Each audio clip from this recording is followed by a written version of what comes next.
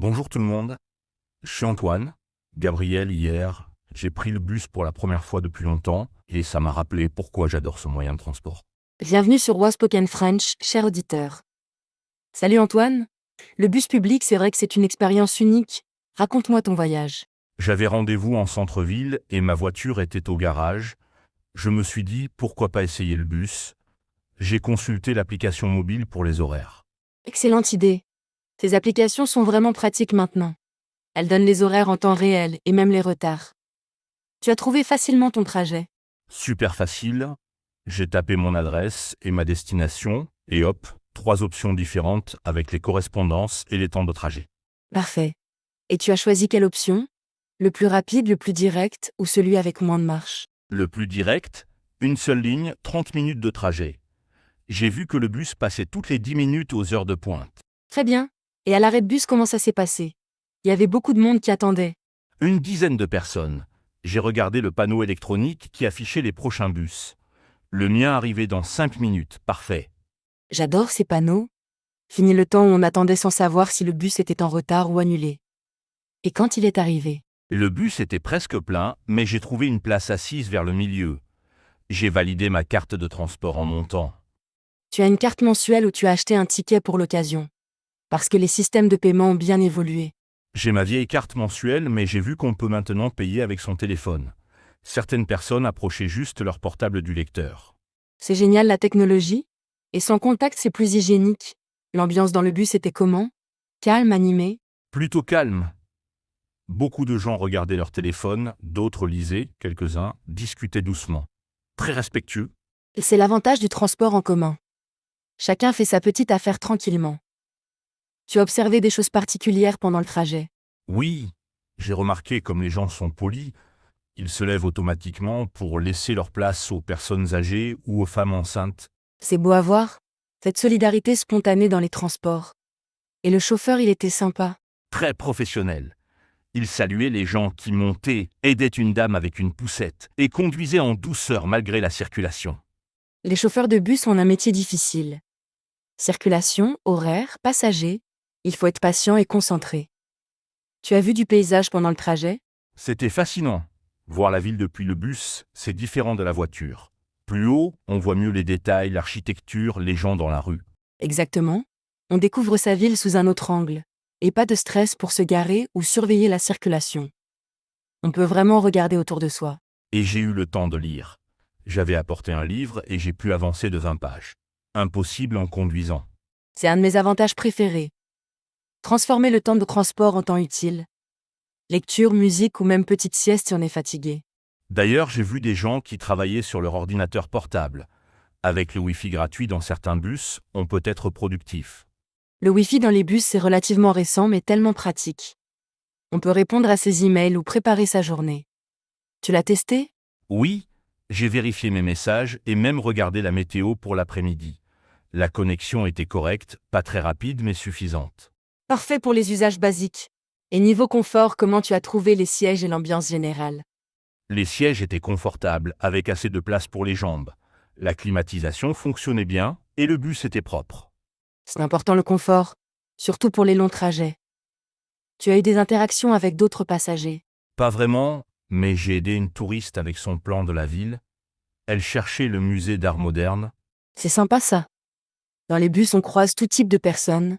Étudiants, travailleurs, touristes, retraités. C'est la société en miniature. Exactement. Et j'ai remarqué que beaucoup de jeunes utilisent le bus. C'est économique et écologique pour eux. Et pour l'environnement, c'est fantastique. Un bus remplace 15 ou 20 voitures individuelles. Moins de pollution, moins d'embouteillage. J'avoue que ça m'a fait réfléchir. Entre l'essence, le parking, l'assurance de ma voiture, le bus revient moins cher pour beaucoup de trajets. C'est un calcul intéressant. Et sans compter le stress évité. Pas de recherche de parking, pas de risque d'amende ou d'accident. Parlant de parking, j'ai vu par la fenêtre tous ces automobilistes qui tournaient en rond pour se garer. Moi, j'étais tranquille dans mon siège. Le luxe. Et tu es arrivé à l'heure à ton rendez-vous? Parce que c'est souvent l'inquiétude avec les transports en commun. Pile à l'heure. L'application avait bien calculé et le bus respectait parfaitement ses horaires. J'étais même en avance de quelques minutes. Parfait. Et pour le retour, tu as repris le bus ou tu as essayé autre chose? Bus aussi, mais cette fois aux heures creuses vers 15 heures. Beaucoup moins de monde, plus relaxant encore. Les heures creuses, c'est le bon plan. On n'a plus de choix de place, c'est plus silencieux. Tu as une place près de la fenêtre. Oui, j'ai pu admirer tous les parcs et jardins que je ne remarque jamais en voiture. Le bus passe par des quartiers vraiment jolis. C'est ça la magie du bus. On découvre des coins qu'on ne connaissait pas. Et niveau ponctualité pour le retour. Impeccable aussi. J'ai même eu une correspondance parfaite. Mon deuxième bus arrivait juste quand je descendais du premier. Quand tout s'enchaîne bien, c'est magique. Et tu as rencontré des difficultés ou des petits désagréments. Franchement, très peu. Juste un moment où le bus était bondé et on était un peu serré, mais ça n'a duré que 2 arrêts. Aux heures de pointe, c'est normal. L'important, c'est que tout le monde reste courtois et patient. Les gens ont respecté. Oui, tout le monde faisait attention. On se pousse gentiment pour laisser descendre. On évite de bousculer. C'est bien organisé. C'est le savoir-vivre des transports en commun. Et côté sécurité, tu t'es senti en confiance.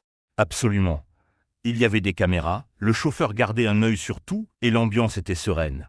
Aucun problème. Tant mieux. La sécurité dans les transports s'est vraiment améliorée ces dernières années. Tu as découvert des services particuliers. Oui, des prises USB pour recharger son téléphone et même des supports pour vélo à l'avant du bus. Je ne savais pas. Les bus modernes sont bien équipés. Et pour les vélos, c'est génial. On peut combiner transport en commun et vélo pour les derniers kilomètres. Exactement. Et j'ai vu qu'il y avait des emplacements spéciaux pour les fauteuils roulants. Très bien pensés pour l'accessibilité. C'est obligatoire maintenant, et heureusement. Tout le monde doit pouvoir se déplacer facilement. Tu as remarqué d'autres détails pratiques. Les annonces sonores à chaque arrêt. Très utiles quand on ne connaît pas bien le trajet ou pour les personnes malvoyantes. Et souvent en plusieurs langues dans les zones touristiques. C'est bien pensé pour aider tout le monde. Tu penses refaire du bus régulièrement? Certainement, pour aller au centre-ville, c'est plus pratique que la voiture. Et puis j'ai découvert qu'il y a des applications pour partager son trajet. Oh oui, le covoiturage urbain? On peut rencontrer des gens qui font le même parcours et partager les frais. Très social. Et écologique. Plus on partage, moins on pollue. J'ai vraiment changé d'avis sur les transports en commun après cette expérience. C'est formidable. Beaucoup de gens ont des préjugés, mais quand on essaie vraiment, on découvre les avantages. Tu recommandes? Sans hésitation. Surtout avec les applications mobiles qui rendent tout plus simple. Horaires, trajets, paiement, tout est digitalisé. Et pour nos auditeurs qui hésitent encore, tu aurais des conseils pour bien commencer avec les transports en commun? D'abord, télécharger l'application de sa ville, ça évite le stress de ne pas savoir quand arrive le prochain bus. Excellent conseil, et toujours prévoir un petit peu de marge pour les premiers trajets, le temps de s'habituer aux arrêts et correspondances. Et avoir sa carte de transport toujours chargée. Rien de pire que de bloquer tout le monde parce qu'on a plus de crédit. Très important. Et respecter les autres passagers. Enlever son sac à dos dans les transports bondés, laisser descendre avant de monter. Et garder son ticket jusqu'à la fin du trajet. Les contrôleurs peuvent passer à tout moment et les amendes sont salées. Indispensable. Et une dernière chose, profiter du voyage. Regarder dehors, lire, écouter de la musique. Transformer ce temps en plaisir. Parfaitement dit. Et qui sait, on peut même faire de belles rencontres dans les transports en commun. C'est vrai? Combien d'amitiés ou d'histoires d'amour ont commencé dans un bus ou un métro? Merci Antoine pour ce partage motivant. Merci à toi Gabriel, et merci à tous nos fidèles auditeurs de Wow Spoken French. La prochaine fois, essayez le bus, vous ne le regretterez pas. À bientôt tout le monde, et bon voyage à tous que ce soit en bus, métro ou à pied. Prenez soin de vous.